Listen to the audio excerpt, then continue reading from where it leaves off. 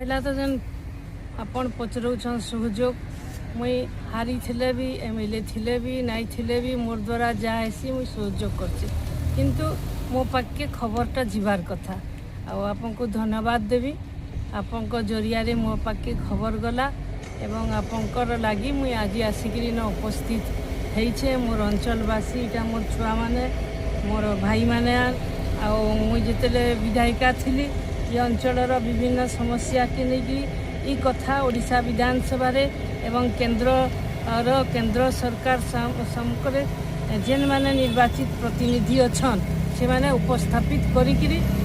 आमर अंचलवासी के छुआ मान को अंचलवासी के हक अधिकार देवा कथा निश्चित भाव रे आमे मोर कथा कहमी